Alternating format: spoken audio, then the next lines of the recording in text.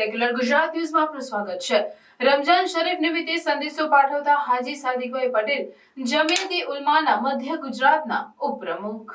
રમજાનના મુબારક મહિનાની આગમન પૂર્વે સંધ્યાએ જમિયત ઉલમાના મધ્ય ગુજરાતના ઉપપ્રમુખ જનાબ સાદિક પટેલ સાહેબે દેશમાં ભાઈચારો અને એકતા જળવાઈ રહે તે માટે ભારતના તમામ નાગરિકોને અપીલ કરી છે।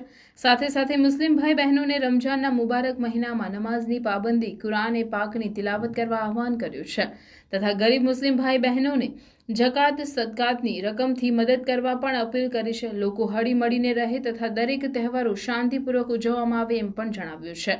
દેશની દરેક આફત મુસીબતથી રક્ષા થાય તથા દેશનું નામ સમગ્ર દુનિયામાં ઊંચું થાય તેવી દુઆ કરવાની પણ વિનંતી કરી છે। રિપોર્ટર આરિફ સૈયદ સાથે ઇબ્રાહિમ તૈડીવાલા। પવિત્ર તહેવાર રમજાન ચાલુ થાય છે તો તમે શું સંદેશો આપો છો?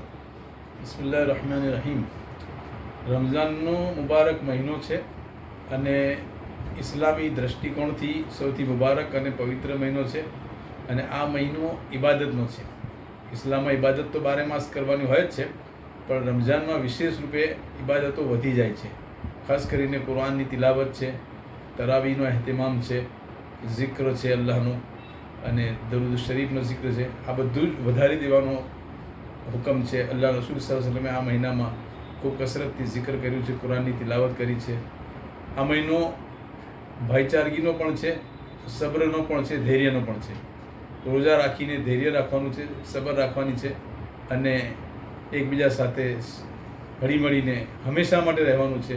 પણ રમઝાનમાં વિશેષ રૂપે લડાઈ ઝઘડાથી, ટંટા ફસાદથી દૂર રહેવાનું છે। દેશ માટે શું કહો છો તમે?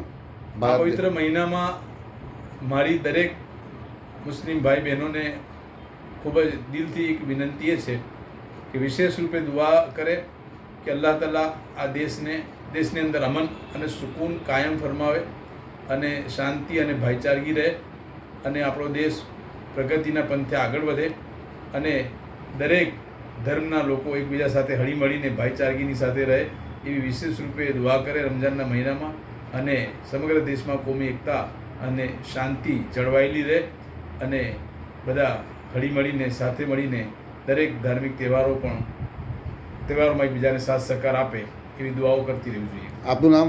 સાદિક પટેલ। સમાચારોની અવનવી અપડેટ્સ માટે જોતા રહો સેક્યુલર ગુજરાત ન્યૂઝ।